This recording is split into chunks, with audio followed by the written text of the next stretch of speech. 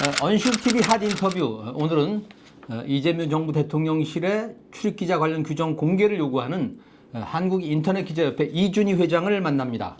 안녕하세요. 네, 안녕하십니까. 네. 최근에 그 주권자 시민 여러분께 드리는 글, 이런 글을 발표하셨죠? 네. 네. 이 글을 발표하신 동기, 또 글의 핵심 내용이 뭔가요? 네, 최근에 저희 한국인터넷기자협회 소속사 3개의 매체가 대통령실 출입 승인을 받았습니다. 근데 직후에 많은 그 레거시 미디어를 비롯해서 저희를 상대로 비난과 그리고 또는 그 근거 없는 그런 공격들이 되게 가해졌습니다. 그래서 거기 관한 사실 관계랄까 이런 부분들을 시민들께 좀 직접 알려드리고 또 평소에 언론 제도 개혁 그리고 대통령실 출입 기자단의 여러 가지 또 좀 폐해랄까 이런 부분도 있지 않습니까? 그래서 그런 부분에 대해서 시민들께 직접 좀 알려드려야겠다는 생각이 들어서 제가 글을 썼습니다. 네. 그러니까 대표적으로 어떤 오해가 있었던 건가요? 일단은 국민의힘 안철수 의원의 경우 뭐 친명 유튜브가 뭐 잡돌이를 하러 들어갔다 이런 표현까지 쓰면서 네. 되게 공격적인 글들을 SNS에 게시를 하고 그리고 또 다수의 그 보수 매체가 이걸 그대로 받았어서 저희한테 확인이나 뭐 이런 뭐 반론을 전혀 담지 않고 보도를 했거든요. 그래서 보면은 첫 번째는 이번에 그 세 곳 고반수 뉴스공장 취재편의점은 신문법에 따라서 서울시에 등록된 인터넷 신문사입니다. 그러니까 제도권 언론이 대통령실에 출입 승인을 받고 출입을 하게 된 것인데 뭐 그 앞에 친명이라는 타이틀은 뭐 그렇다 치더라도 유튜브 매체가 출입한 게 아니거든요. 그래서 이걸 제가 봤을 때는 앞뒤 자르고 그냥 그동안 이재명 현 대통령을 지지해 왔던 유튜브들이 출입한 것이냐 왜곡한 거죠. 예. 네. 안철수 의원 그렇다 치고 그러니까 이 그 받아쓰기 저널리즘이 작동했던 거군요. 네, 그런 부분도 있습니다. 그리고 그 상당수 레거시 매체들도 그 부분에 관한 사실 확인 없이 그냥 유튜브들이 어떻게 출입을 해? 라는 당연히 의문을 가지고 확인했어야 되는데 네. 대부분의 보도에 이렇게 나왔습니다. 유튜브 기반이라고 나갔는데 이따 또 말씀드리겠지만 지금 대한민국의 언론사 중에서 유튜브 플랫폼을 활용하지 않는 주요 매체는 없거든요. 그렇죠. 그러면 자신들도 그럼 자신들 보도할 때 저희 KBS라고 하지 않고 저희 인터넷 기반 매체 KBS 이렇게 해야 되잖아요. 그렇게 하지 않거든요. 그래서 이거는 좀 악의성이 있다라고 보는 겁니다. 예. 윤석열 대통령실이 인터넷 기자협회 소속사 출입 기자의 대통령실 기자실 출입을 이제 배제했었고, 네. 그리고 이재명 정부 들어서 다시 출입을 지금 하고 있습니까? 예, 그 사실 이 문제를 저희가 확인하게 된 게 새 정부 출범 후거든요. 6월 10일 날 저희가 파악하게 됐는데 기존에 대통령실에 출입하는 언론사 기자 교체를 위한 그 양식을 기자들한테 배포를 했는데 그 양식에 보니까 대통령실 출입 언론 협회 명단에 한국 인터넷 기자협회가 삭제되어 있는 겁니다. 빠져 있습니다. 그래서 이거는 너무 좀 충격이었습니다. 왜냐하면은 저희가 그 노무현 정부 때 기자실을 개방한 이래 20몇 년 동안 대통령실 그리고 정부 부처 국회 공공기관을 출입해 왔는데 그리고 윤석열 정부 출범 초기에도 출입 언론협회 명단에 기재가 됐습니다. 근데 확인해 보니까 이게 빠져 있는 거예요. 네. 그래서 깜짝 놀래가지고 이재명 정부 대통령실 홍보수석실 관계자들에게 연락을 했고 저희가 윤석열 정부 출범 초에도 있었고 계속적으로 출입해 왔다는 사실을 소명하고 이걸 복구 조치를 요청을 했습니다. 그래서 대통령실에서 경위를 파악해보고 저희 주장이 명확한 근거가 있고 타당하고 그리고 이 언론협회 명단이 삭제된 거는 되게 부당하고 자의적으로 됐다라는 거를 그 확인한 다음에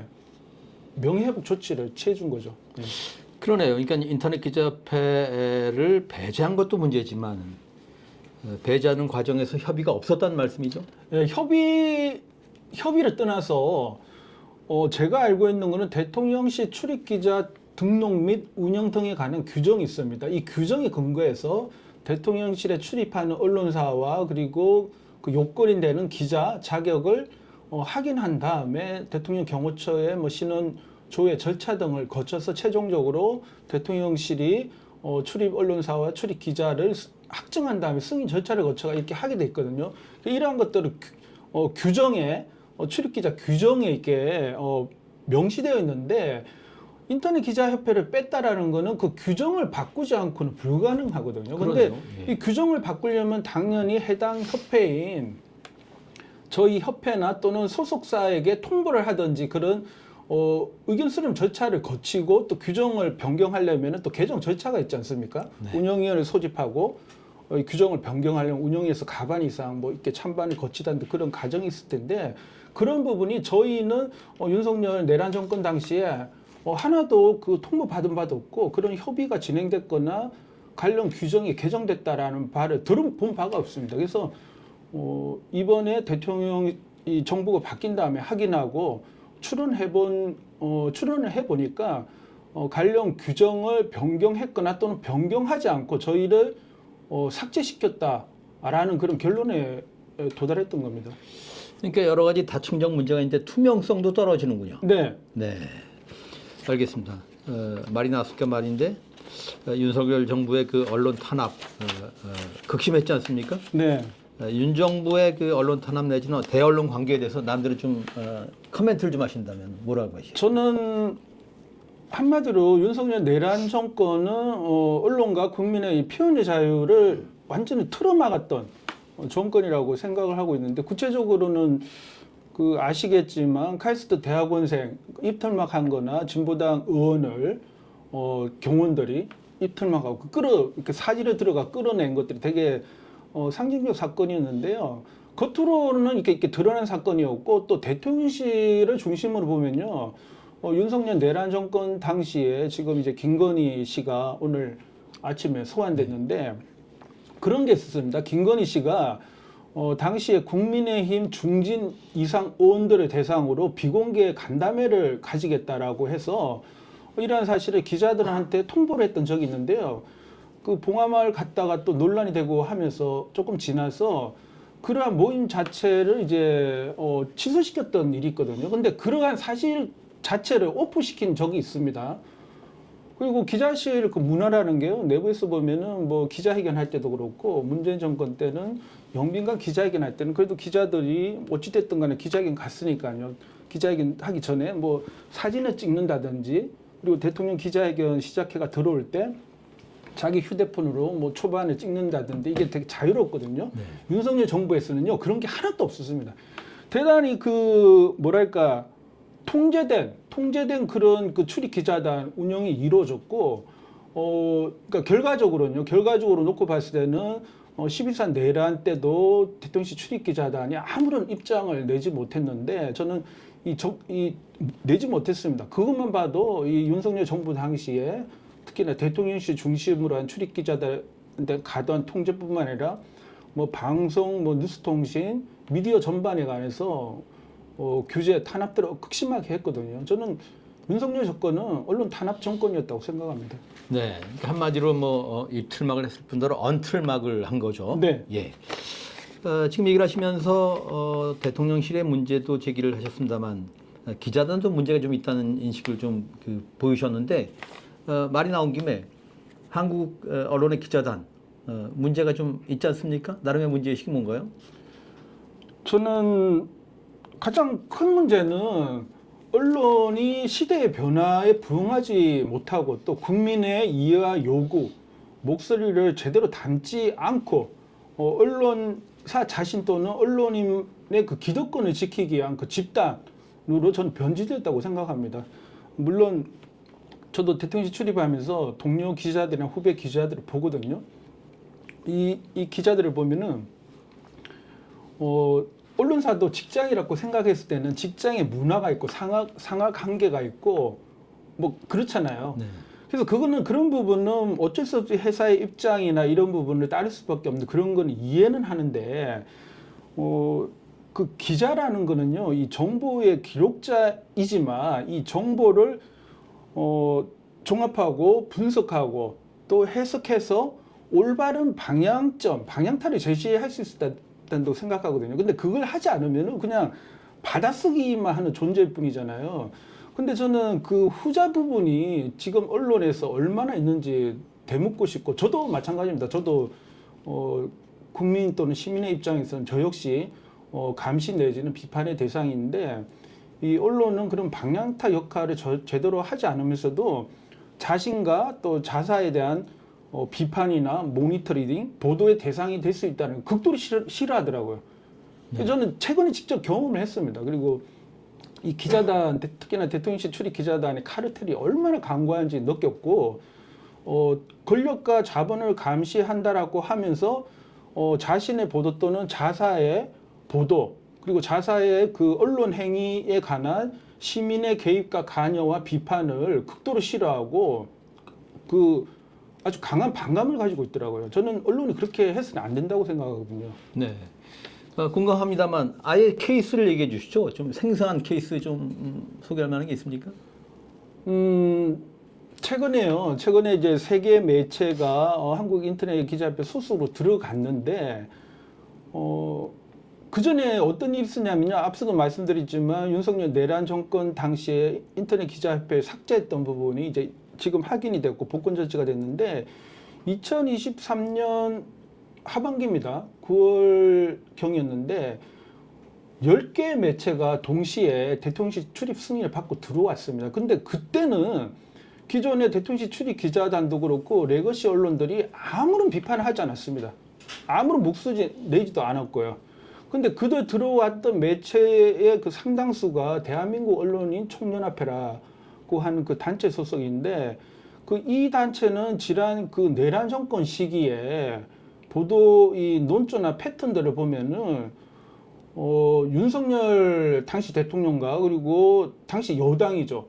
여당에 상당히 우호적이거나 편향적인 보도를 많이 한 매체들이 다수가 포함되어 있습니다. 그러면 이런 생각이 드는데 말이죠. 그 당시에 일종의 자기검열일 수도 있겠고, 말하자면 그 윤 정부 대통령실을 의식해서 반응이랄까 입장 표명을 못했다고 볼 수 있습니까? 대통령실 기자단이? 그런 부분도 저는 있다고 생각하는데요. 그 권력의 어떤 통제 이런 부분이 강한 부분도 있고, 또 한편에서는 대통령실을 출입하는 언론사의 일부, 뭐 다수 전체라고는 할 수는 없겠지만 일부는 분명히 권력과 이 정권에 치우치고 편향된 보도를 하는 그런 매체가 있었고, 그 매체에 소속된 기자들이 있었거든요. 그래서 제가 그냥 구체적으로 말씀드리면요. 네. 내란 정권 3년 동안 2년 정도의 그 시기에 대통령실 출입기자단의 총간사, 이른바 총간사라고 이제 중앙풀단 간사를 총간사로 하는데요. 누시스의 기자가 있습니다. 근데 이 누시스는 뉴스완, 머니투데이 그룹과 함께 머투그룹 소속사 계열사잖아요. 네. 근데 당시에 홍성건 머니투데이 회장이 김만배 50억 클럽 사건으로 인해 가지고 기소가 됐고 재판 과정이 진행되는 그런 과정이었거든요. 그러면 그런 구조 속에서, 그런 환경 속에서 누시스 소속인 기자단의 총간사가 이 권력과의 관계에서 정말 자유롭게 독립돼서 판단하고 감시하고 견제하는 그런 비판적 역할을 할 수 있을까 보면 저는 아니라고 보거든요. 그러니까 그런 개연성이 있다. 그렇죠. 네. 예. 그리고 실제 그 부분은요, 12.3 내란 때 그 많은 시민분들이 국회로 달려가서 불법 비상계엄을 항거를 하고 또 야당 의원도 그렇고 국민이 싸워서 막았잖아요. 근데 제가 그날 밤 대통령실 기자실에 제가 갔는데 이거는 정말 있을 수 없는 사건이 벌어졌잖아요. 그러면 기자단이 이 불법 비상계엄 발표문을 그대로 받았을 일이 아니라 여기 대해서 항의하고 기자단을 배제하고 국민의 알 권리를 그냥 묶으면서 일방적으로 발표해버린 거잖아요. 그럼 저는 기자단이 여기 관해서 강력하게 규탄하는 성명을 발표된다고 생각을 했습니다. 그래서 그 얘기를 기자단 간사한테 제가 직접 했습니다.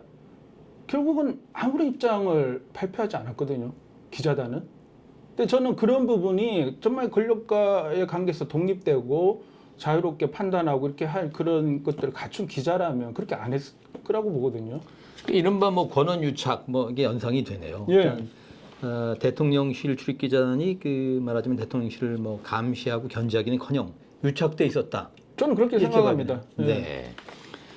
알겠습니다. 조금 전에 언급하신 세 매체 고발뉴스 뉴스. 근데 제가 한 말씀만 드리면요, 만약 그렇지 않았다라면 왜 윤석열 정부 당시에 대통령실 출입 기자단에서도 여러 가지 크고 작은 문제가 있었고, 앞서 인터넷 기자협회가 삭제되는 그런 사건도 있었지만 12.3 내란 때 이거는 온 국민이 잘못됐다고 판단했고 헌법재판소에서도 이거는 위헌 판결을 받은 부분이잖아요. 그래서 탄핵됐고 파면됐는데, 그렇다라면은 기자단이 이건 잘못되고 기자단을 배제하고 밀실에서 국민을 상대로 불법적인 행위를 벌인 거에 관해서 기자단 또 통제하고 사실상 한 6시간, 5시간 가까이 중감금을 했거든요. 거기다 입장은 냈어야죠. 근데 입장이 나오진 않아요. 이걸 무엇을 설명할 겁니까? 저는 그런 의문이 들더라고요. 네.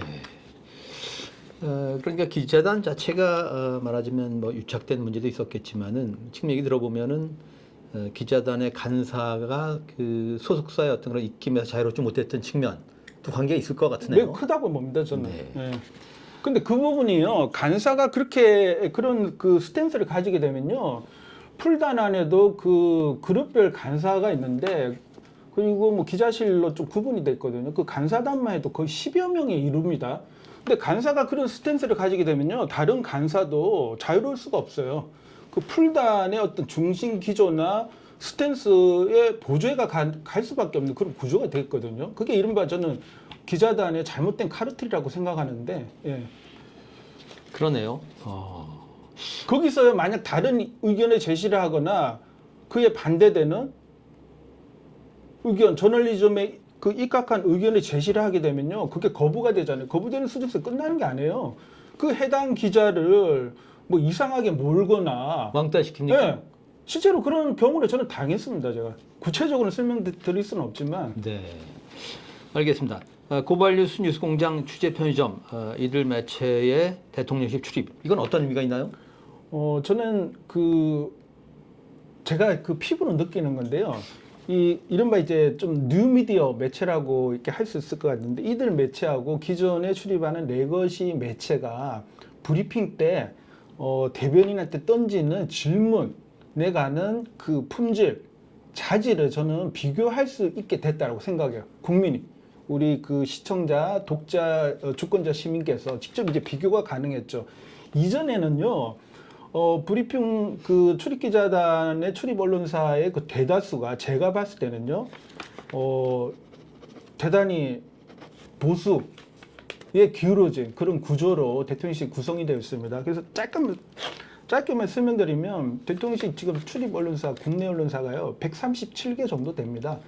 137개 정도에 만약에 우리가 언론을 평가하는 건 아닌데, 뭐 진보, 중도, 보수로 구분했을 때 중도를 기준으로 해서 진보와 보수의 이 뭐랄까 균형이랄까 이걸 놓고 봤을 때는 저는 대통령실 출입 언론사의 이 구조는요, 압도적으로 보수가 많다고 좀 그렇게 보거든요. 근데 그게 전체 뭐랄까 언론사의 포션하고 좀 불균형, 매칭이 잘 안 되는 겁니까? 제가 봤을 때는요, 역대 정권에서 노무현 정부 때 출입기자단을 개방하고 넓혀왔잖아요. 그리고 뭐 보수 정권, 뭐 진보 정권 이렇게 딱 자를 수는 없지만 역대 정권을 지나면서 기자단 규모랑 언론사들이 규모가 증가해 왔는데, 상대적으로 진보보다는 보수 매체가 더 많이 들어오고 그 안에서 풀단을 구성하는 구조로 왔다고 저는 그렇게 보거든요. 아주 뭐랄까요, 그 심각한 문제가 있군요. 네, 저는 매우 심각하고 지금 네. 한국 언론의 구조적 이 평양성이랄까요? 이 여론의 다양성들에 저해하고 반하는 구조가 고착화된 데는 대통령실 출입 기자단, 출입 언론사의 구성 자체가 대단히 보수 또는 수구 매체 위주로 편중됐기 때문에 이것이 전 그 행정부와 법조 모든 영역에 저는 영향을 미쳤다고 생각을 합니다. 그래서 그렇게 해왔고, 과거에 보면은 대통령실의 브리핑을 공개하지도 않았지만 쭉 보면은 진보 정권, 보수 정권 했을 때는 보수 정권, 그러니까 진보 정권이 얘기하는 부분들은 보수 정권에서는 반대로 세게 비판하거나 여러 가지 왜곡 보도를 하거나 이런 일이 되게 많았잖아요. 근데 반면에 진보 언론이 대통령실에서 질문하거나 이런 부분들은 뭐 크게 확산이 안 되는 그런 구조였거든요. 근데 이번에 저는 새 곳이 들어간 게 어떤 진보 보수를 구분하겠다, 그거는 분명히 아니고요. 새로운 언론이 들어옴으로써 기존에 뭐 이념적으로든 어떻게 됐든 편중됐던 그 언론 기반의 새로운 매체들이 들어오면서 국민이 보기에는 직접 질문의 그 품질과 수준을 보고서 이제 비교 가능한 그런 시초가 됐다고 저는 그렇게 봅니다. 그러니까 그런 편향도 조금 이제 시정이 될 뿐더러 이 그런 측면을 과는 다른 차원에서 품질, 질문의 질도 달라졌다. 네, 저는 그런 그렇게 얘기죠? 생각합니다. 네. 저도 그 취재 편의점 기자가 이렇게 질문하는 거 봤습니다만은 그러니까 이 질문의 질이 어떻게 달라진지 혹시 예를 좀 들어주실 수 있습니까? 여러 가지 좀 제가 보기에는요, 고발뉴스 이상우 기자나 취재 편의점 장윤성 기자, 그리고 뉴스공장 그 박형강 기자도 이분들 물론 다른 기자분들을 폄훼하는 건 아닙니다. 네. 이분들도요, 그 새로 들어간 매체 기자들도 뭐 국회 출입이나 그 다양한 분야 출입 경력을 많이 갖고 있는 기자들이에요. 그래서 이 대통령실 거기에 뭐랄까요, 집중된 현안뿐만이 아니라 정치 시사 여러 가지 영역에서 쌓은 그 경력 그리고 이런 거 취재력을 가지고 좀 종합적으로 질문하는 것 같아요. 제가 보기에는. 네. 네.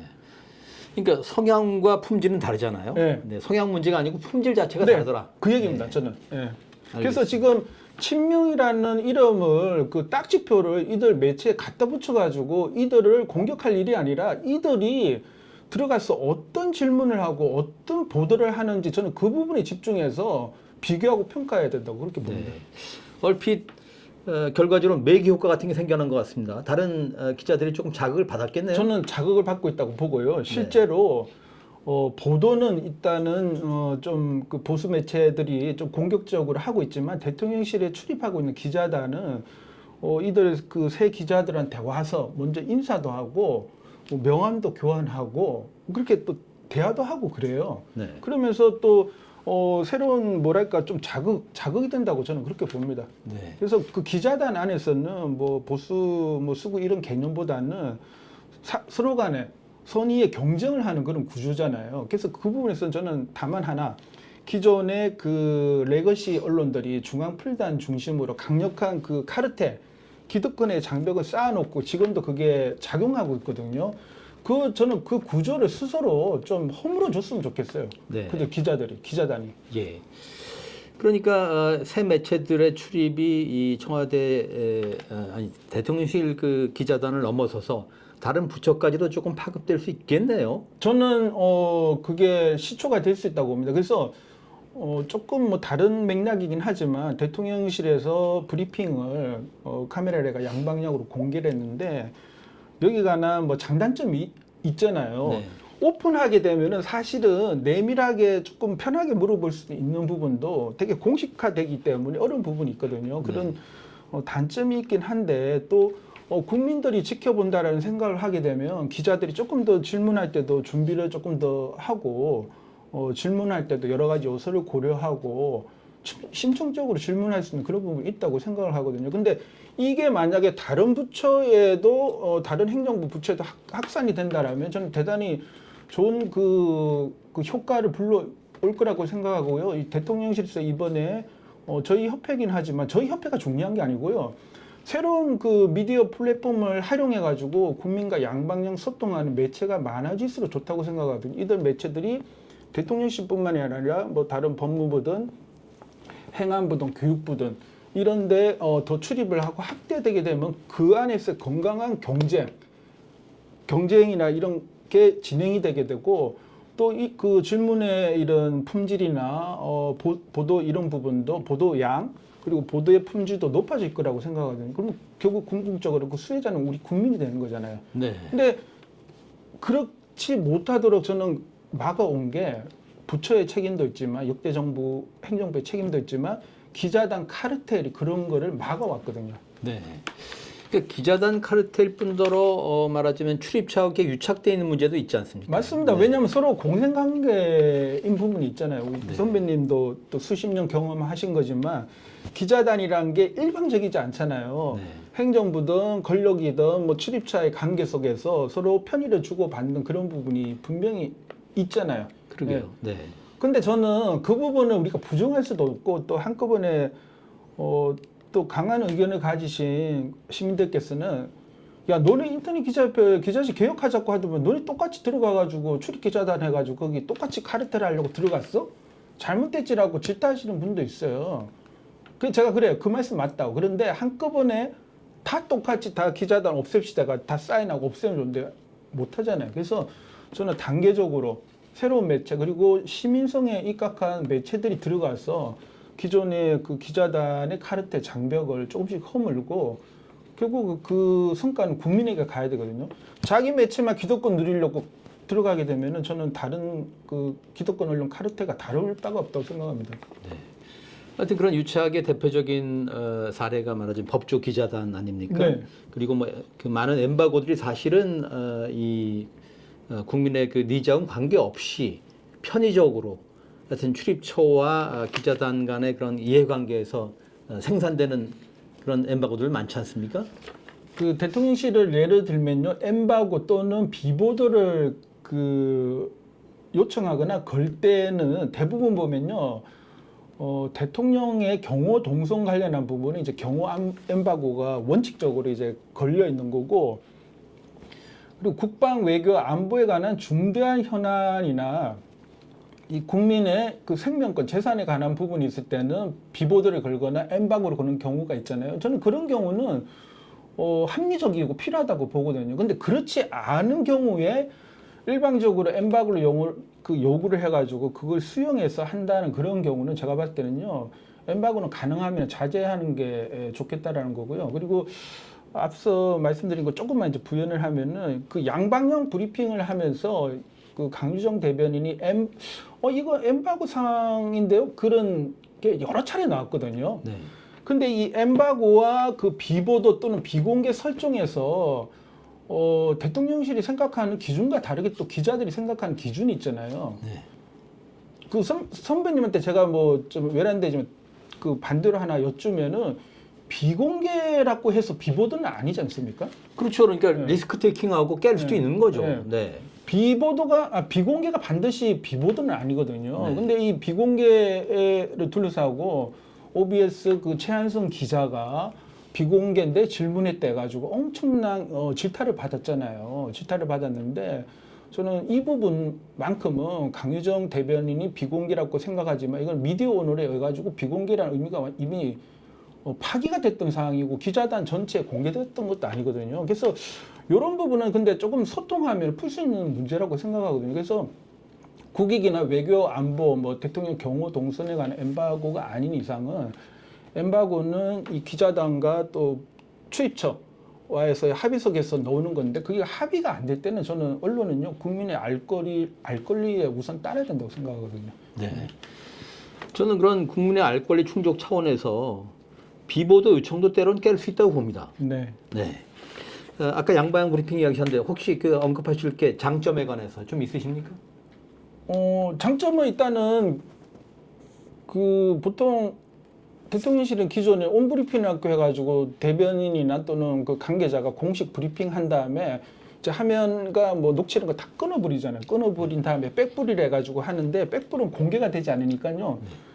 다 관계자 뭐 이렇게 나오잖아요. 근데 관계자로 쓰지만 사실상 대변인이 브리핑 해놓고 또는 수석이 브리핑 해놓고 그 다음에 관계자로 이렇게 바뀌잖아요. 네. 저는 이게 매우 불투명하고 비민주주의라고 생각을 했거든요. 근데 이번에 이 간행을 깨면서 가감이 깨면서 이제 그 전체 브리핑을 다 공개하는 걸로 갔잖아요. 저는 대단히 진일보하고 혁신적인 결정을 했다고 생각합니다. 그건 잘했다고 생각하는데 문제는 이게 공개가 되면서 기자들의 소속사나 뭐 얼굴이나 이름이 다 공개가 되고 질문 내용이 다 공개가 되면서 이 기자들이 일부 뭐 네티즌이나 그 시민들이 보시기에 왜 저런 질문을 해?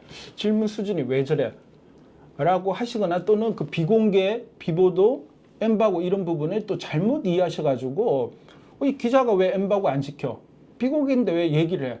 라고만 이렇게 단선적으로 생각하셔가지고 과도한 비난을 가시는 이런 게 지금 되게 발생해가지고 기자단이요 엄청난 스트레스를 받고 있거든요. 예, 진짜요. 그리고 이게 막 이 스트레스 받는 부분을 어떻게 해소할 길이 없으니까 되게 두려워하거나 또 소극적으로 하는 부분이 있어요. 근데 이거는 죄송합니다. 단점이긴 한데 이런 부분은 조금씩 저는 개선될 거라고 생각하고요. 그리고 한 가지만 당부드리면 이걸 가지고 오비징하거나 조회수를 위해서 장사를 하는 그 유튜브 매체들이 되게 많아요. 유튜브 매체들이 하지도 않은 말. 최근에 실제 벌어진 사건인데 이상호 기자가 대통령실 기자단 잡으러 간다고 하지도 않았는데 어떤 유튜브가 이걸 영상으로 만들어 가지고 올린 거야.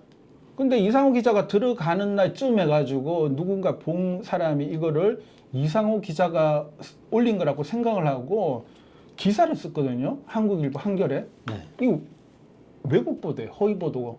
그래서 정정 보도를 했어요. 이분들이. 근데 이게 이렇다 이런 거를 조금 이용해가지고 장사 쪽으로 이용하는 그런 유튜브들이 많이 생겨났는데 저는 이건 좀 폐단이라고 생각해요. 이 부분은 대통령실에 또 고민하고 있고 좀 자제해 달라고 공식 브리핑 통해서 요청을 했거든요.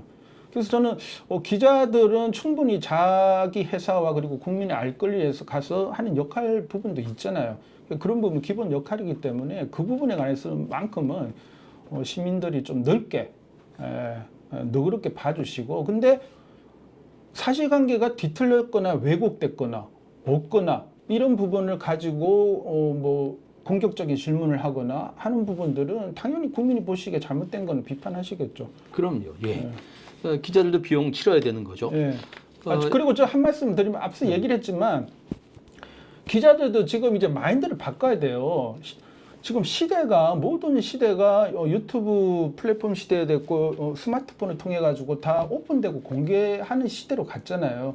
근데 왜 권력과 자본을 겸제하고 감시하고 때로는 뭐 그 협력하면서 이 국익과 국민의 알 권리에 종사한다라고 하는 언론인들이 왜 그 자사와 언론과 언론에 관한 견제, 비판, 그리고 미디어 비평 이런 것들 왜 거부를 하죠? 저는 생각을 바꿔야 된다고 생각해요. 기자들도 언론사도 국민 또는 다른 언론사의 다른 언론인에 대해서 모니터 될 수 있고 미디어 비평 대상이 될 수도 있고 감시받고 견제받을 수 있다고 생각해야 되거든요. 그럼요. 네. 자, 화제를 좀 바꿔보겠습니다. 2002년에 한국인터넷 기자협회 창립을 주도하셨고 지금 두 번째 회장을 맡고 계시죠? 예. 네. 재수하시네요. 재수입니다. 네. 인터넷 기자협회가 약칭이 인기협인가 보죠? 예. 이거 약칭이 근사하네요. 예, 줄여서 그렇게 네. 표현합니다. 유튜브 미디어도 가입돼 있습니까? 현재 저희 협회에는 유튜브만 가지고는 가입된 미디어는 없습니다. 그렇군요. 뭐 회원사 수 얼마나 되나요? 회원사가 지금 한 8, 90개 정도 됩니다. 뭐 회비를 뭐 안 내고 하는 언론사도 있기 때문에 뭐 총회 때마다 이걸 조금 파악하고 약간의 변동은 있을 수 있는데 규모는 그 정도 되고요. 지금 현재 회원사는 모두 그 신문법에 등록된 신문법 그러니까 신문법이나 뉴스통신법 등에 의해 등록된 인터넷 신문사, 신문사 또는 뉴스통신사 등이 협회 회원사로 가입됐고 이거 100% 다 저작권 언론사입니다. 예. 그러니까 인터넷 신문사라고 할 때는 유튜브 미디어를 이렇게 그 포괄하는 거로 봐야 되나요? 이 개념 차이가 조금 있긴 한데요. 지금 선배님 그 잘 질문 저한테 주셨는데, 신문법상에는 신문 그리고 인터넷 신문 등 이렇게 되어 있잖아요. 그리고 뉴스통신 진행에 관한 법률에서 뉴스통신으로 되어 있고, 그리고 신문법 안에 인터넷 뉴스 서비스 사업자라고 있어요. 이게 바로 네이버 뉴스나 카카오 뉴스 같은 포털 뉴스 사업자를 인터넷 뉴스 서비스로 규정하고 있는데, 그리고 언론중재법에서도 언론사 또는 인터넷 신문, 신문법 이렇게 되어 있고요. 그리고 청탁금지법에서도 언론사라고 되어 있거든요. 근데 다른 법이 하나 있습니다. 공직선거법이에요. 공직선거법상 신문법 등 이런 조항을 가져가지고 그 조문에 짠 부분도 있는데 공직선거법상에서는 인터넷 언론사라고 규정을 해놨어요. 그래서 인터넷 언론사와 인터넷 신문사 차이가 뭐냐면요. 인터넷 신문이라고 했을 때는 종이 신문에 이제 대비되는 디지털 온라인 신문을 인터넷 신문이라고 하잖아요. 근데 인터넷 언론이라고 하면은 신문은 우리가 할자 매체잖아요. 근데 방송은 또 영상 매체잖아요. 네. 그럼 인터넷 언론이라고 하면은 다 포함되는 거죠. 텍스트 기능에 신문이 기반하고 영상도 촬영하고 하는 이런 거 다 포함된 개념이 저는 인터넷 언론이라고 보거든요. 인터넷 언론으로 보면은 뉴스타파는 지금 인터넷 신문으로 등록돼 있거든요. 근데 영상이 또 강하잖아요, 뉴스타파가. 네. 예. 그리고 대부분의 언론사들이 유튜브 채널을 가지고 다 운영을 하고 있잖아요. 그렇게 보시면 될 것 같아요. 그래서 이게 인터넷 언론이라는 개념은 제도권 영역하고 비제도권 영역이 저는 섞여 있는 개념이라고 그렇게 생각해요. 뭐 좀 정비 같은 게 필요해 보이네요. 정비가 필요해요. 그래서요, 저는 이게 여담인데요. 뭐 선배님 질문하신 부분에는 없긴 한데 공직선거법은요, 개정 내지는요, 제 주관입니다만 이거 위헌 소송해야 될 부분이 있습니다. 왜냐하면 인터넷 언론사에 대한 개념을 너무 강범위하게 포괄적으로 잡아놔가지고 제도권 언론이 아님에도 불구하고 거기에 언론으로 취급해가지고 집어넣고 인터넷 선거 보도심의위원회에서 강범위한 그 모니터를 하고 선거 시기뿐만 아니라 상시적으로 해요. 거기 인터넷 선거 심의위원회는. 근데 이 법이 왜 이렇게 됐냐면요. 2004년에 만들어진 법이라서 그래요. 신문법은 2005년에 나왔고요. 언론중재법도 2005년에 제정이 됐고, 그리고 청탁금지법도 그 이후에 나왔잖아요. 근데 공직선거법상의 인터넷 언론 규정이 2004년에 맨 먼저 됐기 때문에 이런 일이 벌어졌습니다. 네. 그래서 저희 협회가 고민하고 있는 지점 중에 하나고요. 조만간에 저희는 그 부분에 관해서 별도 좀 입장 정리를 해서 언론계 또 선배님들한테도 조금 설명해 드리고 좀 대응하려고 하고 있습니다. 네. 그 인터넷 신문사가 이게 그 법상 용어인지 모르겠습니다. 저는 인터넷 매체들이 굳이 인터넷 신문을 자초할 필요가 있나? 신문이라고 하면 우리가 그 종이 신문을 연상하게 되는데 네. 인터넷 미디어, 인터넷 언론 그런 말을 또 같이 쓰긴 합니다만 네. 굳이 인터넷 신문사라고 얘기할 필요가 있나 이런 생각이 좀 들어요. 사실은 지금 디지털과 종이, 아날로그의 구분이 사실상은 뭐 사라진 거잖아요. 그렇죠. 뭐 예. 이 스마트폰 안에 다 통일이 돼 있잖아요. 여기서 네. 볼 때 우리가 KBS 뉴스나 오마이뉴스나 뭐 뉴스타파나 뭐 고발뉴스나 누탐사나 민들레나 서울에서리나 다 같은 보고 이거 언론 보도 기사로 보지 이거 인터넷 기사야 방송 기사에 구분하지 않잖아요. 네. 근데 저는 뭐 하여튼 법상 제가 전문가는 아니니까 모르겠습니다만은 신문법상 정의 규정에서 인터넷 신문으로 규정을 해놓고 인터넷 신문사로 규정을 해놓고 거기 따라 등록을 하게 돼 있잖아요. 등록하게 돼 있기 때문에 그렇게 된 거고요. 그리고 인터넷 신문에 관한 개념은 종이 신문, 신문에서 대비되는 디지털 개념으로 해가 인터넷이 들어간 거죠. 근데 지금은 그게 초창기에는 2005년 초창기에는 인터넷 언론이 인터넷 신문이 제도권에 들어가 있지 않았기 때문에 이걸 제도권에 포함하면서 언론중재법도 적용하기 위해서 제도권 영역에 넣은 거잖아요. 또 거기에 대해서 지원도 해주고 진흥하기 위한 목적으로 했는데 이미 지금 디지털 시대가 강범위하게 정착이 된 상황에서는 인터넷과 종이신문 구분이 사실은 의미가 없게 돼버렸죠. 지금은. 네. 자, 근데 그거 없어지면요, 저희 인터넷 기자협회도 없어져야 돼요. 그렇습니까? 네. 네, 인터넷에 붙일 필요가 없는 거죠. 네. 근데 또 한국 기자협회는 또 따로 있잖아요. 네. 그러게요. 네. 한국 기자협회든 나름의 문제의식도 있으실 텐데 네. 지금 뭐 이 시간이 많이 가서 네. 일단 넘어가겠습니다. 네. 인터넷 언론 소속 기자들이 이 취재와 정부 부처 출입 등에서 그런 과정에서 불이익당한 일이 좀 있습니까? 제가 볼 때는요, 상대적으로 되게 많습니다. 그러니까 제 대통령실 그 출입 기자단 얘기를 해서 좀 계속해서 그랬는데요. 대통령실은 지금 중앙 풀단 해가지고 이 풀단의 기자들이 갖고 있는 특권이 있거든요. 그 특권이 뭐냐면은 대통령 회의, 그러니까 국무회의나 대통령이 참석하는 회의나 행사에 들어가서 취재를 할 수 있다라는 거거든요. 근데 물론 옛날과 다르게 지금은 취재 들어가서 취재를 하더라도 질문을 하거나 그러지는 못해요. 선배님 아시겠지만 그 질문에서 대통령이 한 모두 발언이나 전체 행사의 개요 등을 이제 취재해서 또 거기서 타이핑을 현장에서 못 하거든요.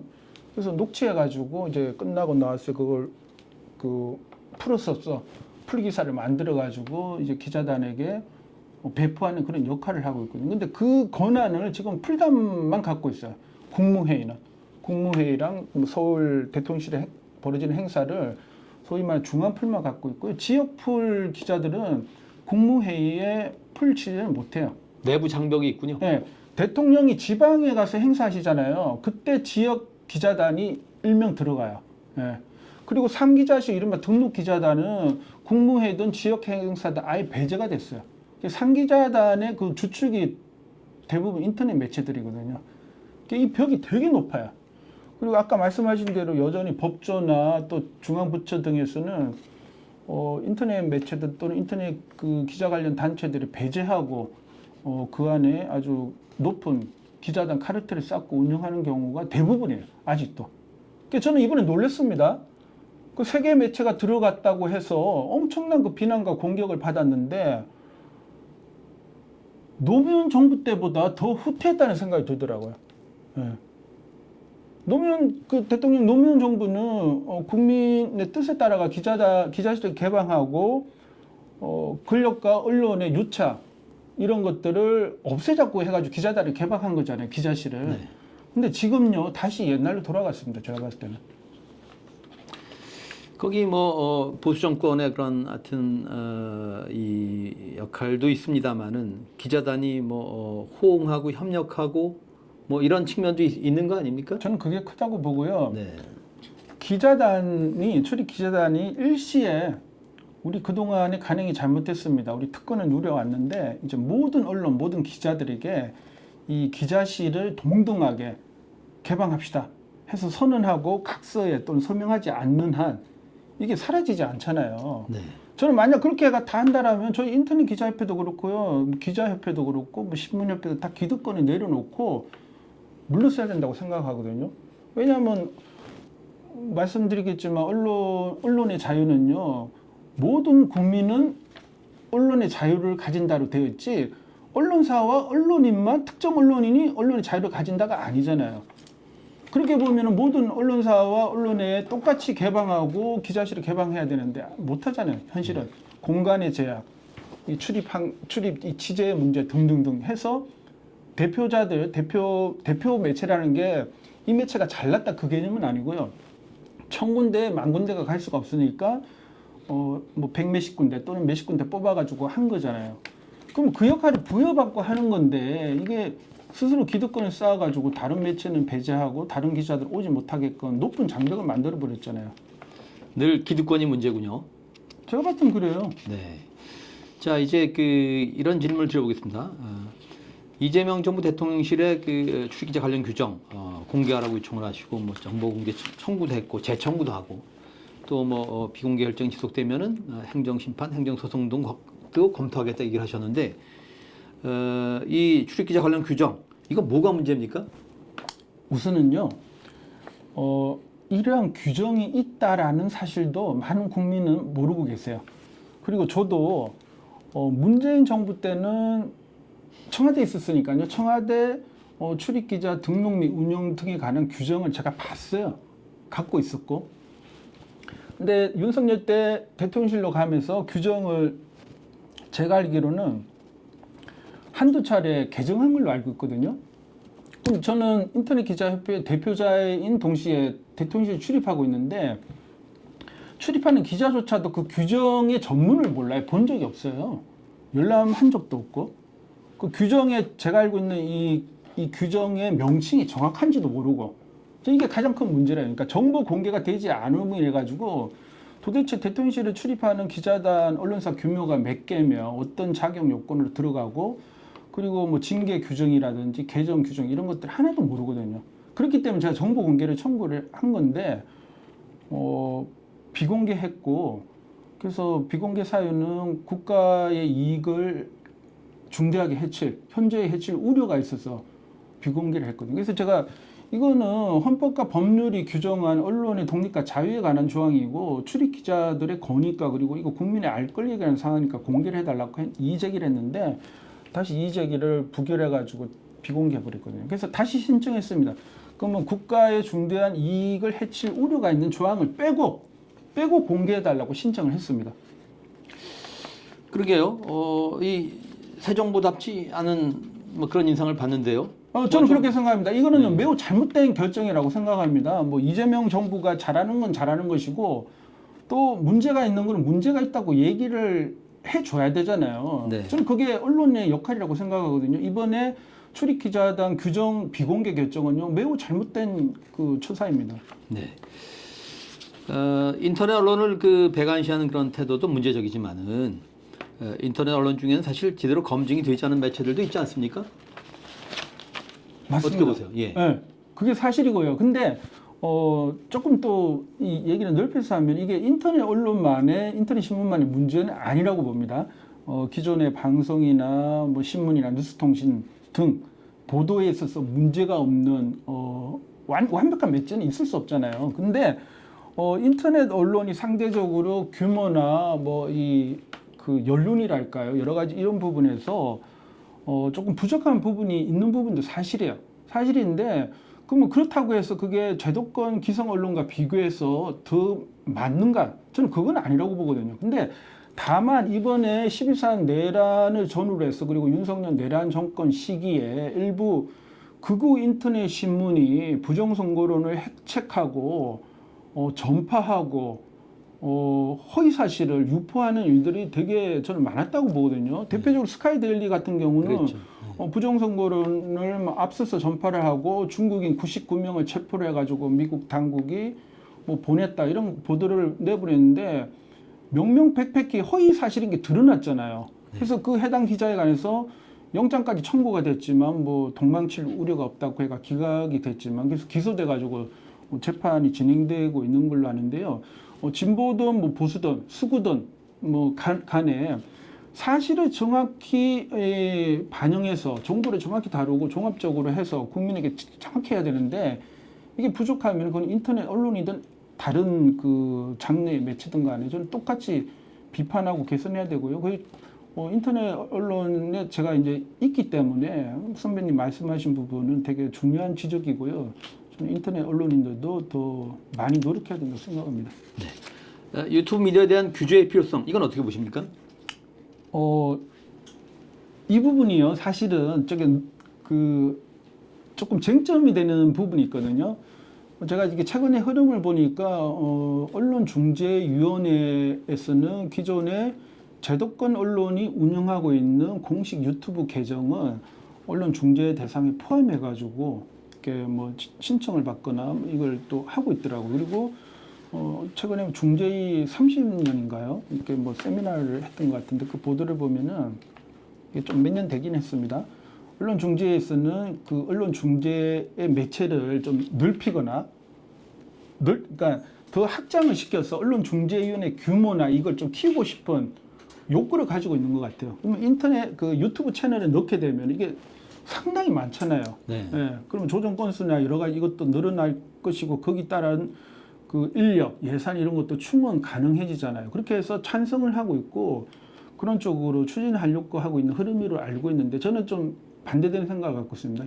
유튜브 매체는요 제도권 채널이 그 제도권 매체가 아니기 때문에 이걸 직접적으로 규제하는 거는 저는 표현의 자유에 반하는 부분이 있다고 생각을 합니다. 그럼 자율 규제에 맡겨야 됩니까? 아니 그건 아닙니다. 그래서 제가 고민하는 거는 지금 대통령도 나서서 얼마 전에 허위 그 가짜뉴스를 전파하는 예. 유튜브 채널에 관해서는 이 형사적으로 처리하는 게 아니라 징벌적 그 손해배상 배상을 해서 그런 일을 줄어들게끔 방안을 좀 강구해라고 법무부에 지시를 그랬죠. 했잖아요. 네.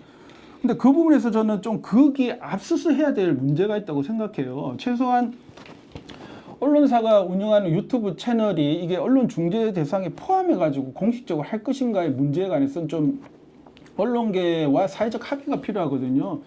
지금 보면은 상당수 많은 그 인터넷 언론이 유튜브 매체를 플랫폼으로 활용을 하면서 텍스트로 인터넷 신문에 실제하는 그 보도를 영상 방송을 통해서 많이 보도를 하고 있거든요. 근데 이거는 신문법이나 중재법에 규정돼 가지고 중재 대상으로 삼을 수 있는 부분은 아니에요. 제가 봤을 때는.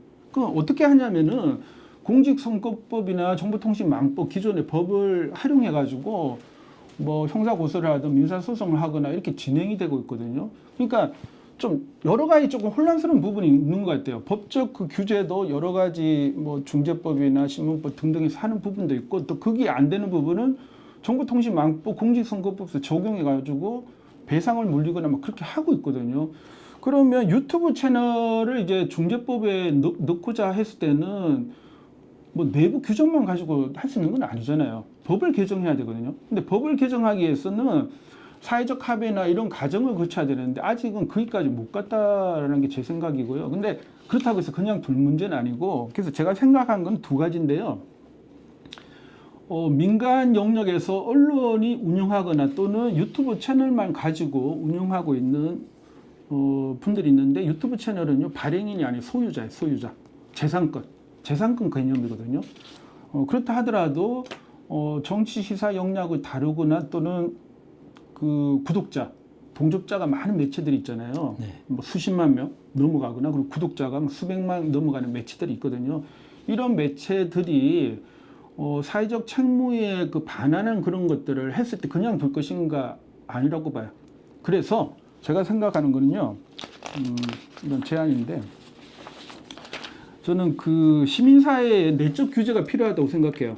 근데 우리는 그동안 자율규제라는 표현을 써왔잖아요. 자율규제는요, 어떻게 보면 되게 좋은 표현 같은데 저는 되게 또 무책임한 표현이라는 생각이 듭니다. 시민사회의 규제, 사회적 규제가 필요한 거거든요. 이건 자율규제라고 조금 더 엄격하고 시민사회 틀 속에서 가동되는 장치로 작동해야 된다고 저는 생각해요. 그래서 뭐 일테면 가칭 그 유튜브 채널의 사회적 책임 제고를 위한 가이드라인 같은 이런 형태로 시민사회 또는 여기 종사하는 분들이 먼저 이 사회적 책임에 부응할 수 있는 그런 가이드라인 원칙을 만들어야 되고 생각합니다. 그게 한 축으로 진행이 되고 또 한 축은 정부 공공기관이나 제도권 언론사가 운영하는 유튜브 채널이 있잖아요. 그러면 정부 기관이나 공공기관이 운영하는 유튜브 채널에는 당연히 그 공무원으로서 할 수 있는 것과 할 수 없는 것들이 있잖아요. 그 규정에 준해 가지고 유튜브 채널의 운영 그 규정을 방침을 저는 그 규정 시행세칙 이런 것들이 있어야 된다고 생각하거든요. 근데 제가 알기로는 그런 통일된 규정은 없는 것 같아요. 그런 것들을 제정해야 될 것 같고 이런 장치들 그러니까 시민사회와 언론이 우선 앞서서 작동하는 가이드라인 규정을 가지고 여기 관한 적절한 통제 내지는 규제가 있어야 된다고 생각하거든요. 그 다음 단계. 그러면 이걸 넘어서서 완전 가짜뉴스를 생산해가지고 사회적 통제도 시민사회 통제도 받지 않는 그런 것들은 당연히 제가 봤을 때는요. 징벌적 손해 이런 부분들 도입이 필요해요. 필요한데 이게 또 자칫 잘못하게 되면은 표현의 자유랑 좀 충돌하는 부분이 있잖아요. 여기 관해서 또 많은 또 숙고와 논의가 필요하다고 봅니다. 네. 그러니까 법을 통한 공공규제와 자율규제 중간 영역 같은 게 있을 수 있겠군요. 말하자면 네. 시민사회가 시민사회가 그 언론 종사자, 유튜브 채널 종사자와 함께 일정한 합의를 통한 가이드라인, 자율 규정이죠. 자율 규정인데 자율이라는 그 용어보다는요. 저는 뭐 시민사회 뭐 적절한 또 용어가 있을 것 같아요. 만들면 조금 더 책임성을 수반하고 강제는 아니지만 보다 엄격하게 나서서 스스로 적용할 수 있는 그런 용어 정리와 함께 이런 규정이 필요하다고 봅니다. 뭐 하실 말씀이 참 많으신 것 같은데 시간이 많이 가서 이제 짧게 답변을 좀 주시면 좋겠습니다. 네. 네. 정부 광고 제도와 관련해서 이제 시민 바우처 제도 도입해야 한다 이런 주장을 하셨습니다. 네. 이거 구체적인 대안 뭔가요? 제가 생각하는 대안은요. 정부 광고 총량이 2023년 기준으로 1조 3천억인가 정도 규모로 제가 그렇게 보도를 봤는데요. 저는 뭐 바라는 건 한 3분의 1 정도 수준, 한 30% 정도 수준을 시민들이 주권자 시민이 정부 광고, 그러니까 행정부가 하고 또 자치단체가 하는 그 광고에서 한 30% 정도의 그 금액 물량을 시민 바우처 제도로 운영하는 게 어떨까 하는 그런 제안을 제가 SNS상에서도 언론계에다 또 드리고 했는데 그렇게 하고 그러면 그리고 또 특정 언론에 많이 몰리면 안 되잖아요. 지금 보면은 뭐 매일 신문인가요? 거기 뭐 100억 넘게 가고 TV조선, 뭐 조선일보, 조중동 해가지고 한 언론사에 뭐 그 100억 가까이. 그러니까 이제 그 핵심은 정부 광고 게재 매체를 결정하는데 시민들이 참여해야 된다. 그죠? 이런 이야기죠. 네, 시민들의 참여가 있어야 된다. 반드시. 근데 지금은요, 그 출입처에서 그 해당 정부기관이나 지자체 또 출입기자단 등등 해가지고 약간의 뭐 그런 그 구조 속에서 결정되는 부분이 있잖아요. 거기에서는 시민사회가 개입하고 관여해야 된다고 생각하거든요. 그래서 지금 법상에서는 그 국회에 그 김성원 원동이 이제 그 개정안 발의되고 하긴 했는데 저는 시민사회가 적극 나서가지고 행정부 안에서 우선적으로 정부 광고 부분에서 시민 바우처 제도를 도입하자. 그리고 충분히 저는 법률적으로 가능할 수 있다고 보거든요. 네. 자, 마지막 질문입니다. 아까도 그런 얘기 하셨습니다만 이제 그 뉴스를 기사를 우리가 온라인상에서 소비하지 않습니까? 네. 예컨대 뭐 MBC 같은 지상파도 뉴스의 그 상당량이 유튜브에 소비가 되고 있지 않습니까? 네, 저도 그렇지만 네. TV를 직접 보지는 않고 유튜브를 통해서 그러게요. 대부분 보죠. 그래서 온라인 저널 시대 지금 알 권리 강조하시는데 독자들에게 뉴스 소비를 이렇게 해봐라라고 좀 제안을 하신다면 현명한 독자 어떻게 소비해야 됩니까 뉴스를? 그 되게 어려운 문제인데요. 그냥 기자들은 자기가 속한 매체 또 자기가 쓴 기사를 많이 보길 바라잖아요. 네. 근데 시민들이 보시기에는 또 품질이 우수한 그 기사나 정보가 다양하거나 뭐 풍부하거나 이런 매체를 선호하고 보시잖아요. 그런 부분에 봤을 땐 예전과 다르게 여론의 다양성이나 소비 그 루트랄까요? 이게 되게 다원화돼 있거든요. 그리고 자기가 시사 선택해가 볼 수 있고 구독할 수도 있고 선호하는 그 유튜브 채널 계정에는 직접 슈퍼챗이나 채널 회원 가입해가지고 지원도 할 수가 있고 막 그렇게 돼 있잖아요. 근데 저는 그래서 꼭 드리고 싶은 말씀은 그 중에 수많은 매체 중에 가능하면은 시민성에 기초한 시민 언론 위주로 구독하시고 응원해 주시고 후원해 주십사 하는 그런 당부 말씀을 드리는데 시민성이라는 거는 저는 민주적 시민성이라고 생각을 하거든요. 가짜 뉴스를 만들어내고 뭐 평화 인권에 반하는 그런 보도를 하거나 그런 데 주력하고 부정선거론을 전파하거나 국익에 반하고 우리 민주공화국의 헌법 질서에 반하는 그런 논조를 가지고 그런 허위 보도를 하는 매체들이 아니라 건강한 민주 시민성을 기반한 매체들이 있거든요. 시민언론 민들레 그리고 뭐 뉴탐사는 서울의 소리 시민방송 뉴스타파 팩트TV 미디어 몽구라고 있어요. 미디어 몽구는 1인 미디어로 출발했다가 지금 인터넷 신문 등록돼 있고 국회로 출입을 하고 있어요. 근데 이런 매체들은 고발뉴스 뭐 앞서 말씀한 취재 편의점 뉴스공장 말할 것 없고요. 시민방송 또 여기 시민방송도 있는데 시민들이 직접 취사 선택해가 구독하고 후원하는 매체들이거든요. 이런 시민 기반의 매체들은 운영이나 경영이나 보도를요 독단적으로 할 수가 없습니다. 그렇게 하게 되면요 금방 나타나요. 시민들이 구독자에서 이탈하거나 후원을 중단해 버려요. 경영에 직접 영향을 미칠 수 있고, 근데 간섭은 안 하죠. 보도를 뭐 이렇게 해라 저렇게 해라 하지는 않는데 묵묵히 후원하시면서 지지하시면서 또 보도를 매일같이 시청하시고 구독하시는데 이런 매체가 많아져야 되거든요. 그래서 우리 시민들께서 이러한 민주 시민성에 기초한 매체들을 많이 구독해 주시고 후원해 주시고 이들 매체가 커져야지 저는 기존의 뭐 부처 출입처나 다양한 영역에서 이들 매체와 매체 기자들이 가서 또 취재하고 국민들이 궁금해하고 가려워하고 꼭 보도해 줬으면 하는 것들을 보도해 줄 수 있거든요. 이 구조가 더 많이 그 확대되고 주류가 될 때 저는 대한민국의 언론이 바뀔 수 있다고 생각하거든요. 네. 근데 그러기 위해서 너무 또 갈 길이 멀긴 하죠. 그러네요. 네. 어쨌든 자본이나 권력에 휘둘리지 않는 네. 시민성에 기초한 매체를 선택하시라 네. 이런 얘기네요. 네. 네. 그런 당부 말씀 드리고 싶습니다. 알겠습니다. 그밖에 재미난 매체들은 다 아시니까 다 알아서 보시잖아요. 예, 알겠습니다. 언식티브 핫 인터뷰 오늘은 한국 인터넷 기자협회 이준희 회장을 만났습니다. 고맙습니다. 네, 고맙습니다.